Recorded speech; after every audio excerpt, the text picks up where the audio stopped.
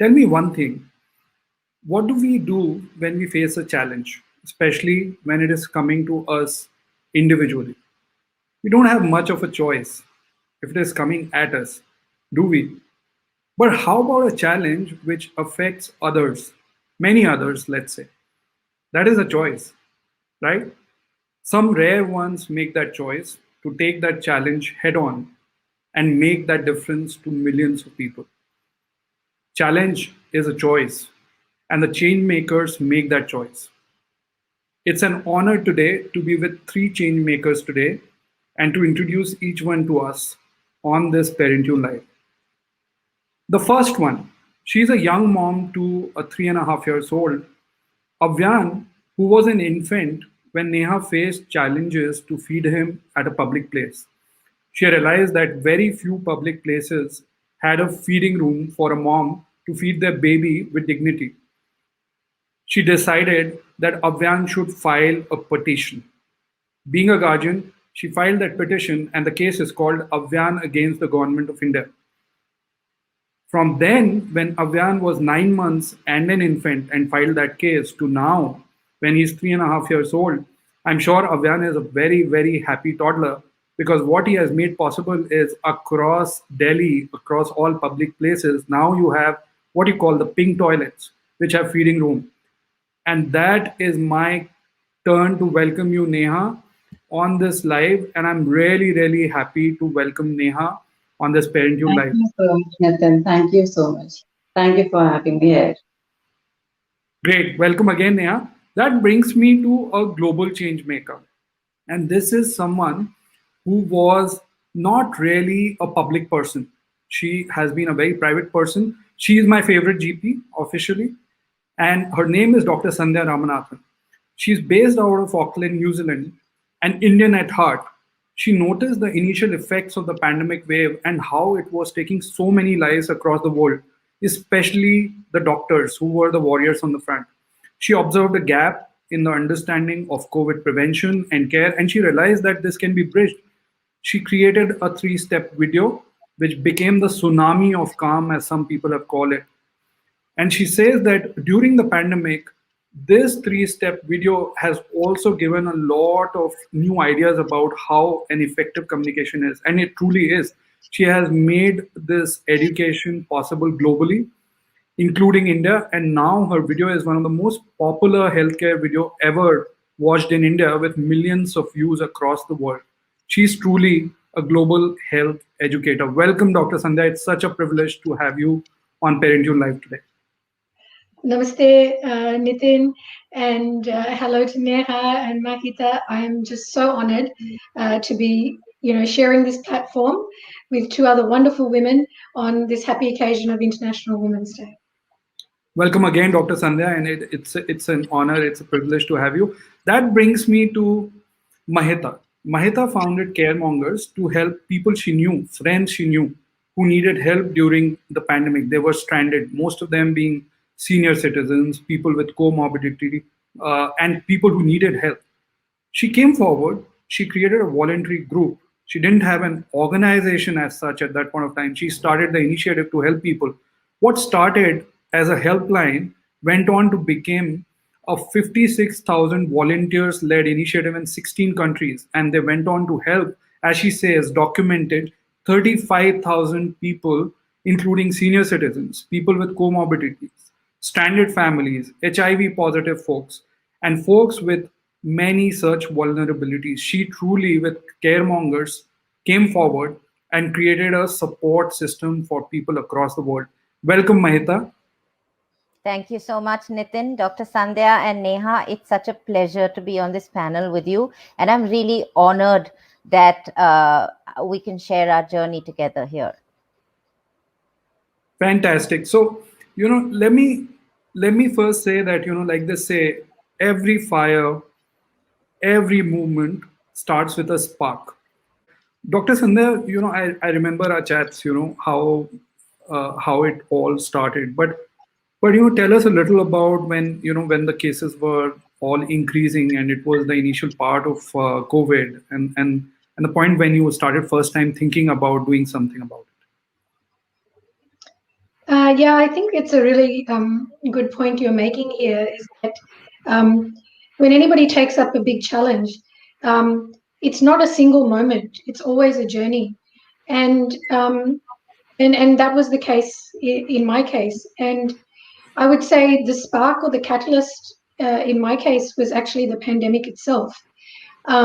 So, obviously, as the things were rising in China, there wasn't that much, news that was coming out of China. But when it hit Italy, and we started seeing, the horrific stories of, doctors and, all the people dying, but particularly, the doctors suffering, all the healthcare workers all around the world, your medical colleagues were just watching people falling like dominoes and just waiting for that tsunami to approach them. And it wasn't a question of if, it was a question of when. So at that point, it really became, because all your alarm bells are ringing, it becomes an issue of survival. So that's basically, what led to me to start actually using my voice on social media, which I don't, generally I hadn't actually used.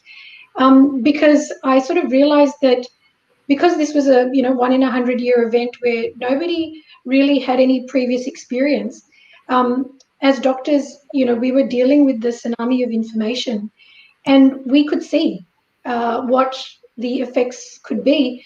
And not only that, we had a lot of skin in the game. I mean, we had sort of the most to lose. And so for me, I sort of realized that it was easy for everybody else to be in this blissfully ignorant state. But for me, I was in the opposite of a blissfully ignorant state. I was extremely worried. And I saw that the only way to bridge that gap was by spreading knowledge, Yeah. and every one mind I changed would potentially save many lives. So Right. yeah, that's where it started for me. You say, Dr. Sandhya, you didn't have much choice, right? And would you like to tell about that a little more? Because I'm sure everyone wants to know why was there no choice. And I know this personally because it was like a personal challenge as well.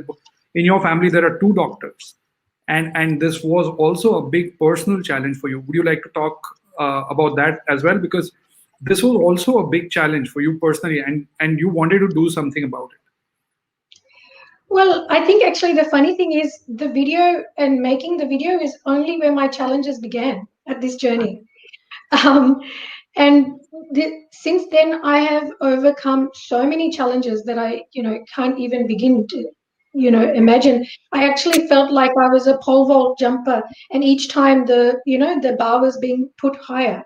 So obviously, I would say there was I had that tendency where I am a person that, is able to share knowledge in a way in which people can understand. And through this process of posting and informing lay people on social media about what are the pertinent points that you need to take from a survival point of view, because that's the other thing. Every article I was reading from the point of view as not what is the problem, but where is the solution here? Where is the practically applicable information that will help me and others survive? And so initially I started just writing lists for people because from a practical point of view, I thought I might be the next one that's so busy that I cannot be there for everybody else in my family around the world, because I would call myself a global citizen, being, Indian born from, Australia, grew up in Australia, in New Zealand, with family all around the world. And my husband's from Malaysia, his family. So I had to have everything recorded. And so then some of my younger cousins said, look, recording, it will be, you need to actually start video recording because people aren't reading. And that's where the video, that's where I started recording my first YouTube videos. Right, right. Mahita, that brings me to asking you that quintessential question, right? Why others, right? You were able to help, people who you knew. And at some point of time, you said, you knew you couldn't stop. You had to continue, right? I would love for all of us to know about that part. So I think for me, it started because we were chatting with friends on a WhatsApp group, and I know that they are based overseas. These are some of my school friends, and I know that they are based overseas, and they have senior citizen parents in Bangalore. And like Dr. Sandhya said, it was at that time that the situation in Spain and Italy was getting really bad.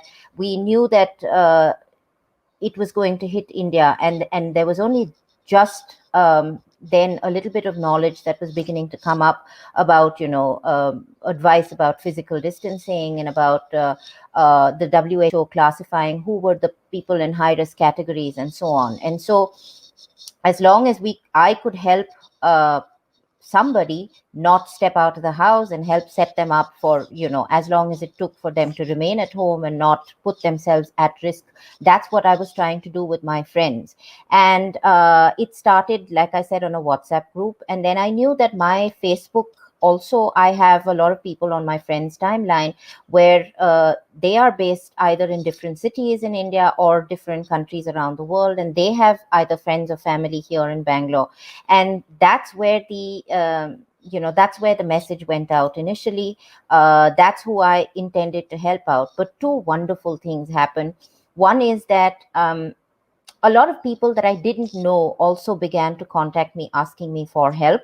And given the situation and given how unprecedented the entire pandemic was, and how much panic there was, the least that I could do personally was to help. But very, very hearteningly, also, a lot of other people from different cities in India began to also come forward and say, I'd be happy to do this in my location. How can I help people also where I am based? And is there something that we can do to make this time easier for people who are at a higher risk of contracting the virus? And that's when the idea of Caremongers India came about. And that's how we set up the group, basically to match people who wanted to help with people who needed help.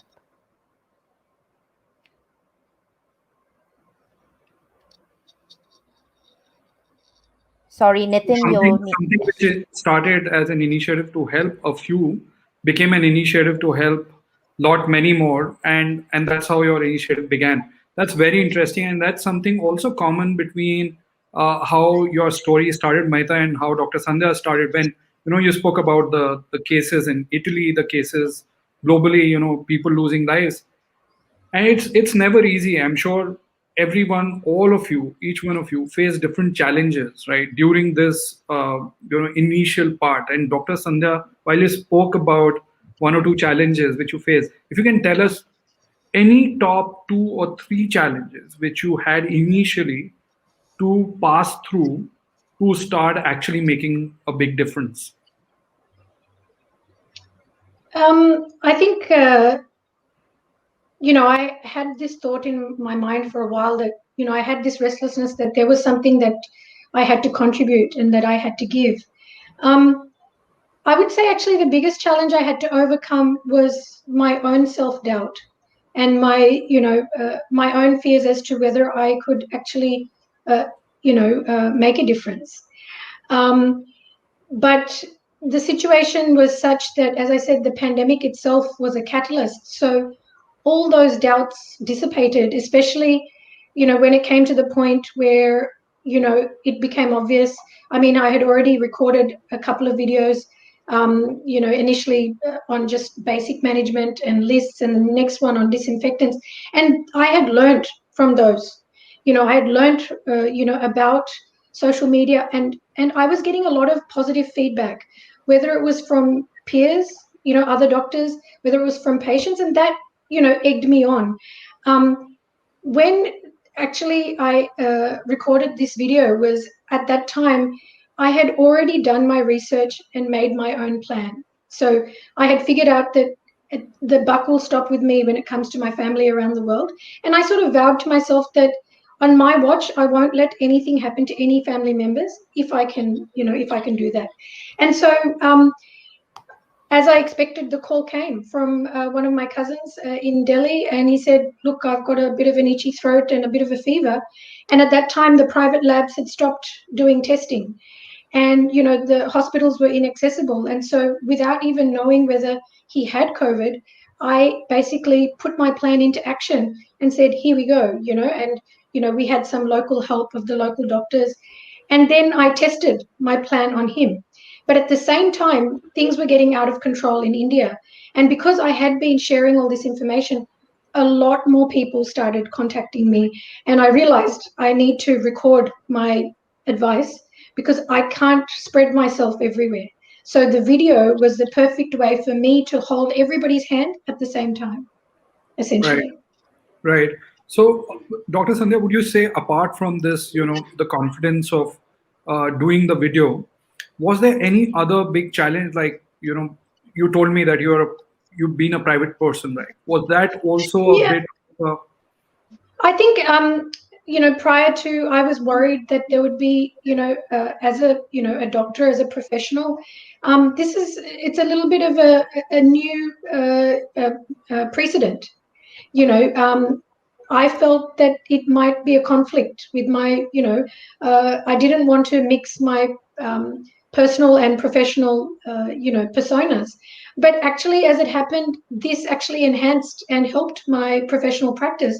And it was as much a tool that I used in my professional practice to direct my patients to when we were actually stressed, and had so much extra workload and much less time.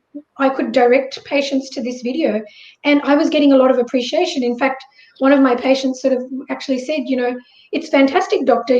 People look up YouTube for how to fix their fridge, but you're recording videos on how to fix yourself. So that was a really positive thing. And, and also as a professional during a pandemic, to get up there and record your clinical judgment, I think the biggest the biggest trepidation I had was when I posted that video to the professional doctors group. And I did get some criticism saying, look, where are your references? And the thing was, I had done so much wide research that I said, look, I have made this for the common man. I made this for my family, and nothing in it causes harm, and it's all based in science. So when they realized, they said, actually, you've already gone above and beyond the call of duty, and respect to you, Right. so again, that was, I mean, there were a lot of challenges. In fact, I think 3 days after uploading the video, I woke up in a cold sweat and I thought to myself, what have I done? People are going to think I'm crazy, blowing balloons. And then that next morning, literally, I left the gym. I opened up Twitter, which I'd only recently joined, and I see an article on Indian Business Times. New Zealand doctor shares tips on how to fight COVID. And my first thought was, wow, another New Zealand doctor has done the same thing I've done. Right. I didn't assume it was me. I thought, how can it be possible? And then I looked, and they had taken the whole description of my YouTube video and made an article. So I was like, okay, it obviously served a need, and it was the need of the hour that my video addressed, which no authority was addressing, by the way. Right. What did people do? It was the elephant in the planet. Nobody was talking about it. That no authority told anybody how to manage when there's no access to hospital level care or testing. Yeah. How do you look after yourself? Correct. So, Mahita, that brings me to you. And I remember speaking about that crazy moment when the helpline went live, 20th March, right? So tell us a little about that. That bit of 23 hours, eyes wide open, days for you. And I believe those were crazy days when it all began, right? You started receiving hundreds of calls back to back, and you had just one person answering all those calls, right? So tell us a little about that. Well, so yeah, Nitin, I think the idea of the helpline came about because, when word started to spread that we were helping people, folks were getting in touch with me on my personal number. And I didn't want that spreading too much because it was also a work number. So we just went and picked up an alternate SIM and published that number as a helpline for vulnerable citizens. And you're right. I mean, it was a tsunami of calls and messages. That poster, I think we like you said, it was March 20th when we opened the helpline, and this was just before lockdown hit in India. So I think once people started panicking about the situation and, what do we do when there's such a heavy lockdown, everybody started reaching out to the helpline because it gave them a safe space, a place where they could ask for help anonymously. And the privacy was a big thing, is a big thing for, I think, for a lot of people in India. So yes, I mean, there were calls that came in. We were doing maybe 2-3 calls a minute. We'd get calls from worried relatives all across the world about their friends and family in India. We'd get calls from senior citizens who requested help for various issues, whether it was just daily essentials or medical supplies or even transport to hospitals and medical labs for their treatment. We'd get messages from people who, desperately needed something for either their infirm parents or their infant children. And it was a huge learning experience because it was actually running a helpline live with probably no prior experience whatsoever. We were fielding, I think at its heaviest, we were fielding close to 1,200, 1,300 calls a day, in addition to maybe 2,000, 2,500 messages on SMS and WhatsApp. And because it was a lockdown, handling the helpline was something that I was doing solo. I mean, amazingly mind-boggling. Taking 1,200 calls back to back, and day one when you just get started with this, it's just out of the world. So, Mahita, that's one level of craziness and determination. But and that brings me back to you, Dr. Sandhya. The power of one, which you have spoken about earlier also. But एक चीज जो मुझे याद है और जो मुझे आपसे पूछना है, उस वक्त कुछ एक कोई शायद आपका कोई friend, some friend was doing a function in Auckland, right? And you were trying to explain something to this friend so that they don't do this function of sorts, right? Tell us a little about that story. If you can tell us that story, would be awesome. Yeah, so I mean, in the background of all of this happening, I mean, I was, like everybody, going through those Kubler-Ross phases of, grief cycle regarding the pandemic. So everybody was in that sort of disbelief, shock phase. I too. But this particular day, I really moved into the anger phase. And that was on that day, my husband came home, and he's a cardiothoracic surgeon, and he told me that I've been informed that if things become out of control in New Zealand, I will be deployed as an intensivist. And also my older sister is an anaesthetist in Western Australia. And so she was also absolute frontline. And at that stage, the government hadn't called lockdown, and, the cases were rising. And I had two very anxious teenagers at home who you can't hide the information from them. And I sort of say, hang on a sec, my husband's going to be frontline. I'm also frontline. We have no family in New Zealand. Who's going to look after our children if something happens to us? And so I was convincing everybody who had a function. One was a good friend, and she had a function set that weekend. And I said, look, you've got to cancel it. And she said, but the government says it's okay. And I said, no, but, my husband could die. And, I didn't say that. I just sort of said, look, I'm worried about our well-being. But they couldn't relate to that. And the conversation got to the point where I actually just had to stop. And I mean, eventually, she did cancel the event, but something broke, inside me at that point. And it's just like, like I became a, wounded lioness. And I took to social media and I started to roar, with all my might. I was screaming in silence. And it was funny because all my relatives in India, they noticed that I became so fixated that they said, Sandhya's actually not sleeping many hours. Initially, she was sleeping maybe, 8 hours, 7 hours, 6 hours, now only 4 hours, because they would see at 12 midnight, 2 a.m. New Zealand time, I would stop posting. Then again, 6 o'clock in the morning, I would start posting. And I was at it constantly, just telling people. I was directing thinking because I was reading the information, I was taking what was relevant, and I was posting it above the article and changing people's thinking. In fact, a lot of people in New Zealand said, because of what I said, and actually at that time, because even my husband had, we started petitioning the government.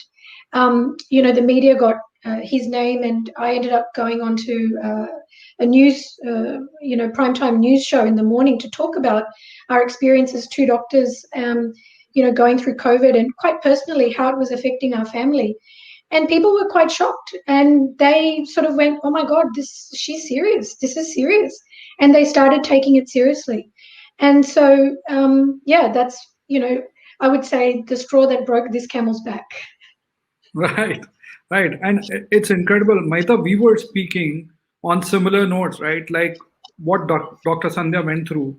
There were stories of that big shift or big change happening where you were able to see this is almost turning down to a movement, and it is no more about a few people. There were hundreds and thousands of people, and there was swarming requests at you, right?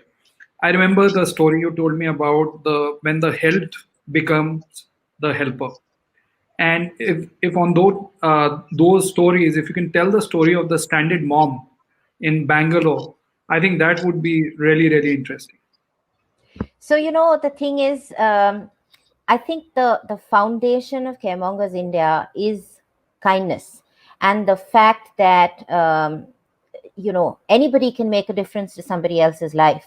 Um, you you have a variety of tools and techniques at your own disposal, and whether you can physically help somebody or help somebody with information or help somebody with advice, all of it is still help.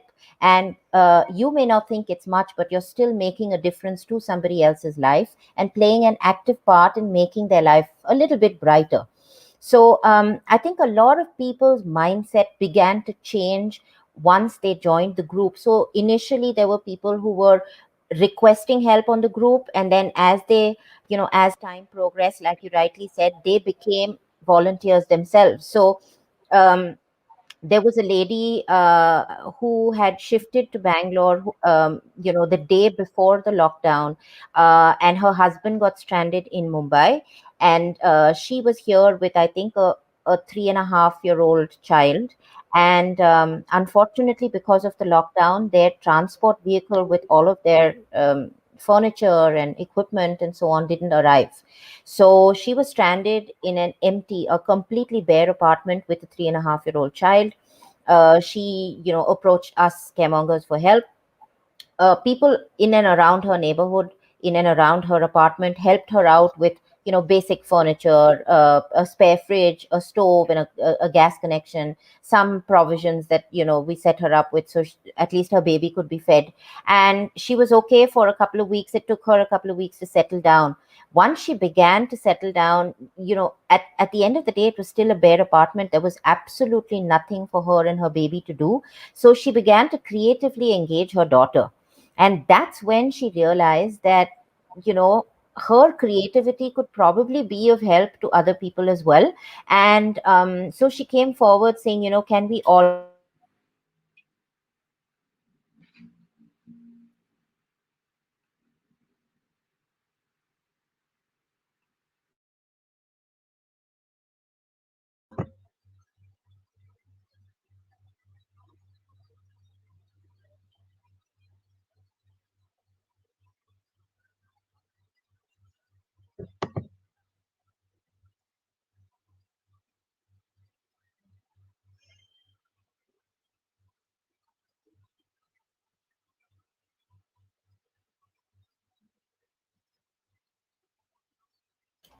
Sorry, I think we've lost Mahita. Mahita, we lost you in between. am I back now? Yes, absolutely. Please continue. You were Right. talking about how she started doing these creative activities for others. Right. So she was engaging her child very, very creatively with absolutely no resources at her disposal.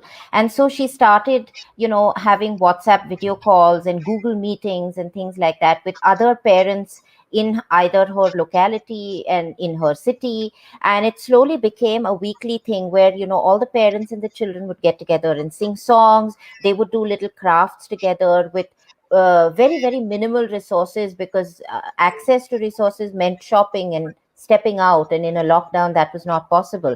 So I think this was a beautiful example of how somebody who initially came forward seeking help became somebody that proactively created a little community of happy mothers, of happy children, of genuinely people who then began to become a support system for each other. And I think that was the most important part of Caremongers, being a Right, support system. right. Very interesting. Neha, अगर मैं आपसे पूछूं कि आपके सबसे ज्यादा शुरुआत में, जब आपने बिल्कुल शुरुआत किया, तो सबसे ज्यादा आपको सपोर्ट किसने किया? To be very honest, that is just and just Avyaan. Nobody else than him. Because of reason जो उसने face किया duration like 1 year में, because of reason all over the world का media was covering this issue. So that was really tough time for me as well as for him also, because the reason I have to manage, since I stay in the nuclear family. So I have to take care of him. I have to take care of entire thing of him. And apart from Right. that, जो face करता था वो, क्योंकि जो time में media में देती थी, अभी भी इनफैक्ट अभी तक भी अभियान, इस इंटरव्यू में भी अभियान का सपोर्ट है, just because of reason Abhiyan has to face the entire thing, क्योंकि जो भी टाइम मेरा डिवोट होता है यहाँ पे, तो he has to suffer all that thing, but मुझे इट्स याद है, ओके। आपने आपने एक चीज बताई थी मुझे, नेहा, जब हम लोग हाँ पहले जी, बात कर रहे थे। आपने बताया था कि किसी एक इंटरव्यू में कुछ ऐसा हो रहा था कि आप अभियान को हाँ भी मैनेज करने की कोशिश कर रही एग्जैक्टली। थी। I was sitting in the आज तक का इंटरव्यू एंड वहां पर लाइव चल रहा था मीडिया में, एंड अफगान ने पोक कर दिया, and I have to clean that thing at the same time because of reason hygienal issue आता था। तो I have to do both, I have to manage both thing, क्योंकि अभियान कहीं ना कहीं सफर कर रहा था। So I have to take care of him because my priority is Avyaan, of course. And at the same time, my priority is this issue also. So I have to manage both things. So I have to give my 100% both side. तो वो right, incident है एक memorable है, आज तक का interview चल रहा था मीडिया में, एंड इट्स हैपेंस। हाँ पे right, right. Mahita, that brings me on the note of family, and how Neha balanced this. That brings me back to you. You had to stay away for the first time from your son. And before Caremongers, all you both had stayed away from each other was for what, 3 days, 3, 4 days maximum, right?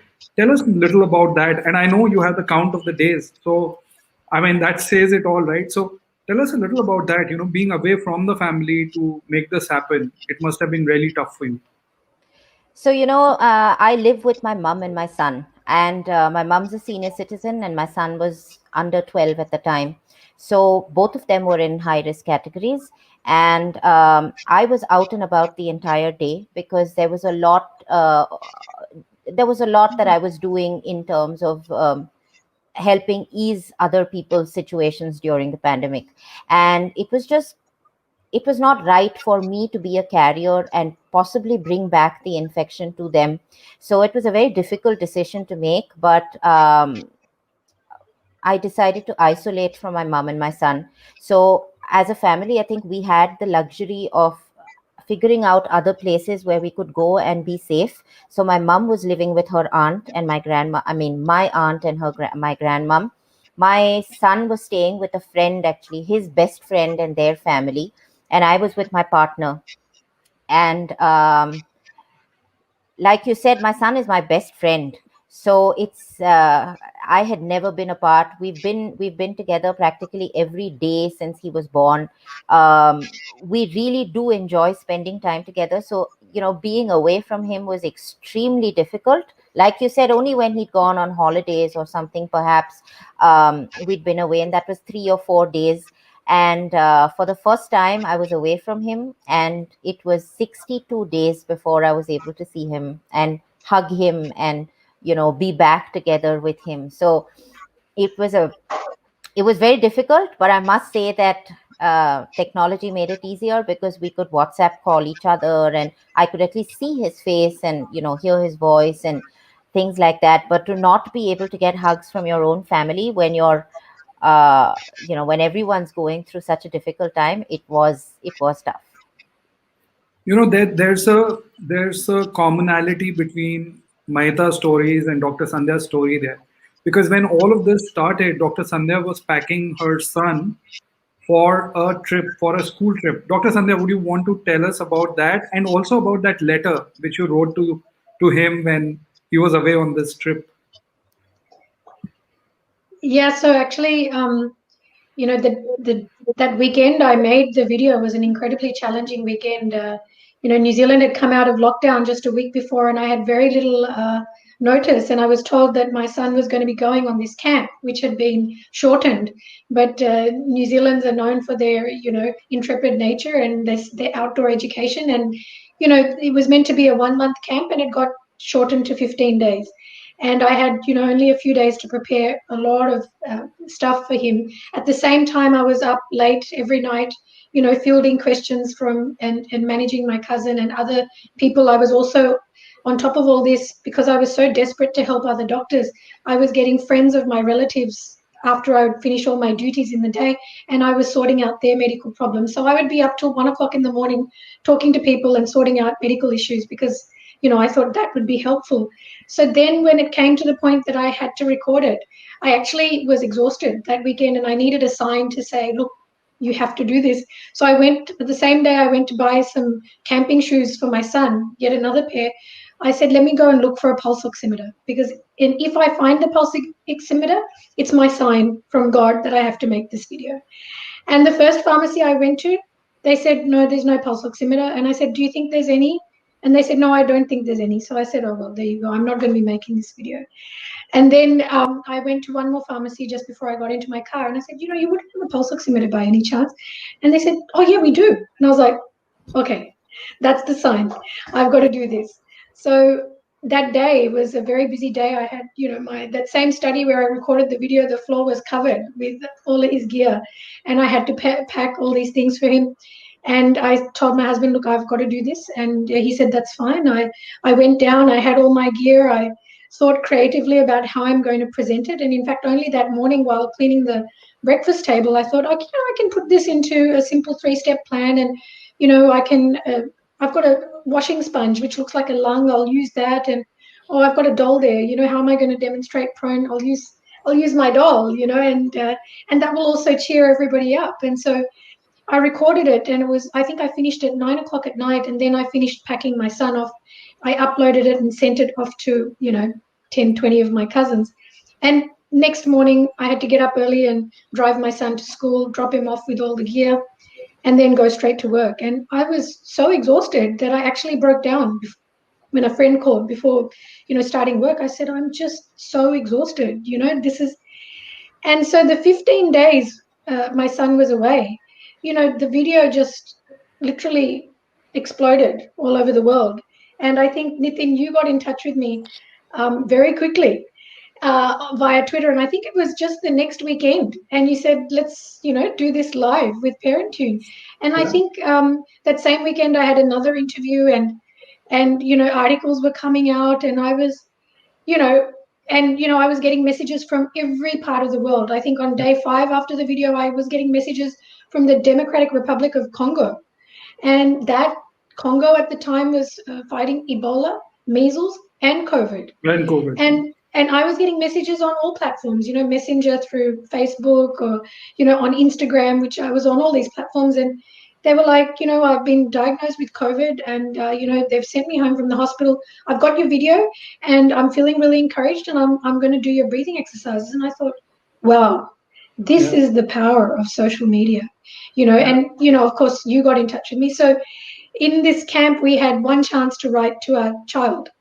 So the previous year in his school, he had studied that Bryce Courtenay's The Power of One, and he had to do a case study on a real life person that had that, that quote from that book is, the power of one becomes the power of many, which becomes the power of one. And, that was ad nauseum, was the topic that year. So I wrote to him because I was just so taken aback that I'd only ever seen myself as, as a part-time GP, as a mother of these two children who I had spent, 15 years of my life totally just focused on their growth. And, a wife of a busy cardiac surgeon, all our family supports were in Australia. And here I was, through this action which came from my heart. It was a pure intent. And there were two intents. One was to alleviate suffering, of the most disadvantaged. Ideally, I thought, they're people, they have no doctor. I want to be there for them. Maybe they'll see my video. And I was troubled about the cost of the pulse oximeter, but I thought even the balloon, if they can get a balloon and blow it, that will give them a better outcome for their lungs, because everything in my video was focused on prevention. Yeah. So I wrote to my son and I said, look, this is incredible. Your mum has done it. The power of one has become the power of many, which has become the power of one. And I'm now world famous. And, you can achieve anything in life. And I was so emotional about it. My daughter wrote him a letter and said, yeah, so mummy's become world famous. It's actually, and actually it's a real pain because, I have to manage all her social media and upload everything. And in fact, one of the upsides was suddenly her friends were following me, and it was a great way to connect with my team because she was like, "Mum, my friends are saying your mum is really cool," and I was like, "Really? Wow, that's great."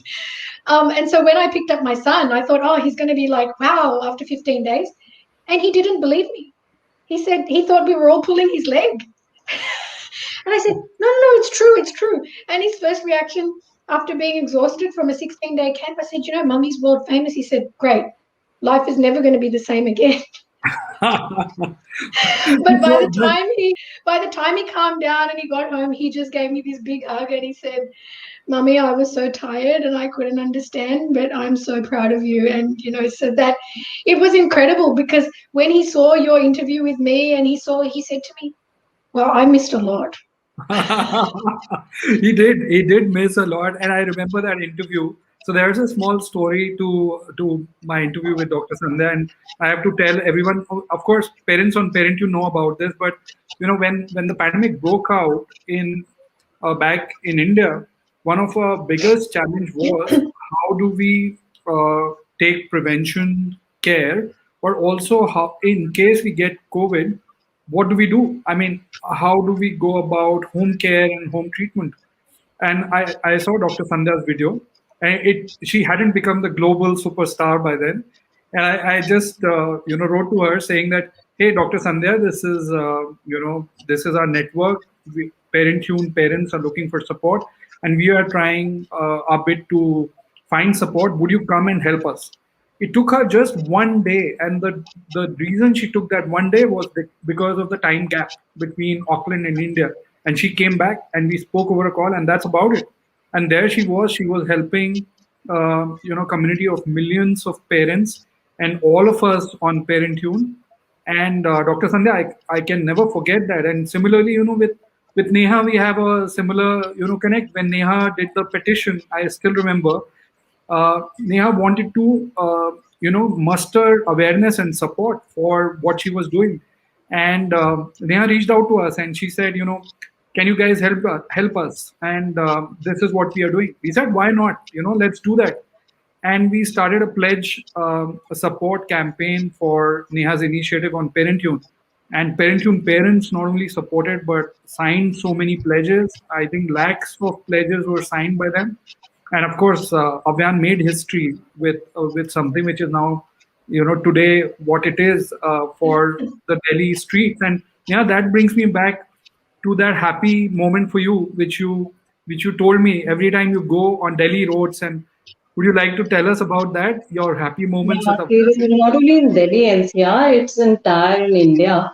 Like not only in India, in fact, other country also followed us just because of this reason. There are the few country who is also doing the same thing, like in KBHI, breastfeeding room and everything they are approaching for this thing.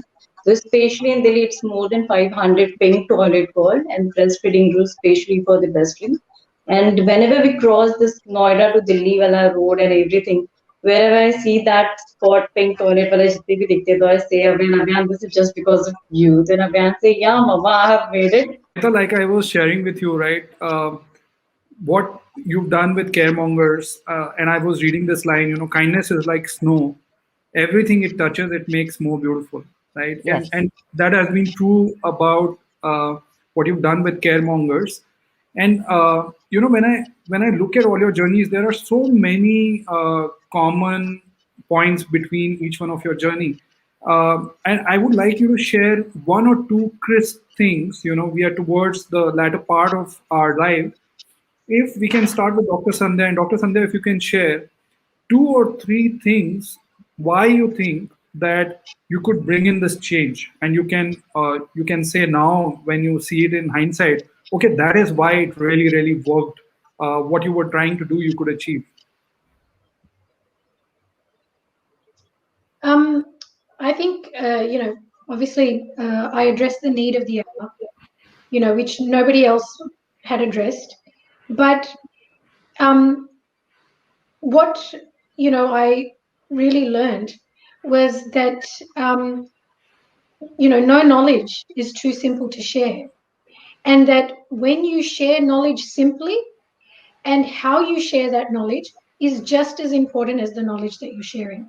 So I think what worked in my video and why it made a difference is because of the way I communicated.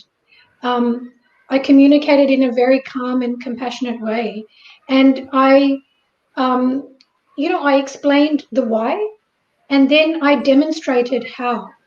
And in doing that, I think I removed two of the biggest barriers that people were facing. And one was access to healthcare, and the second one was understanding, you know. So I basically left nobody any other option other than to follow what I said, because I proved it so well in that, 18-minute video. And what I learned from my other two videos was that, me as a part of my nature is that I always share, everything. I think even when I was in high school, one of my friends' mothers started calling me the fountain of knowledge. Oh, you don't know something, just go ask Sandhya, the fountain of knowledge.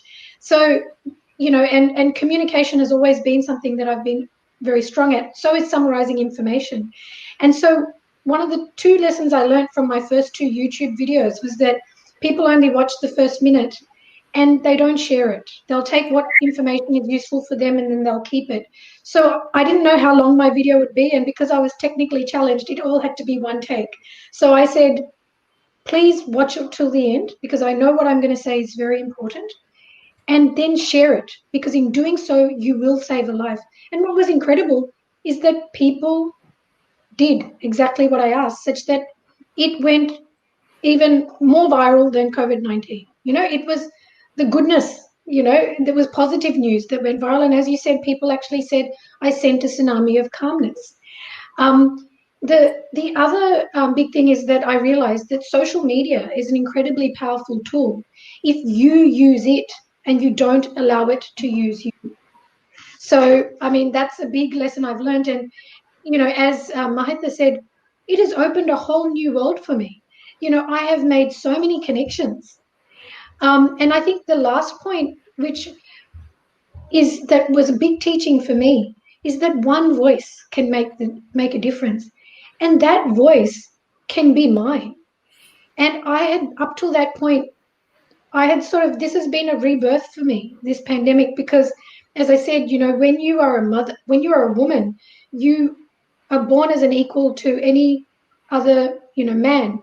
You grow up, you're educated, then, you get married, you have children, and your role changes. And I spent all my 20s, studying, working, and achieving. And then 15 years I spent on my children, 100% focused. In the last few years, I had time to focus on myself, and I was at a loss. I knew I had something to contribute.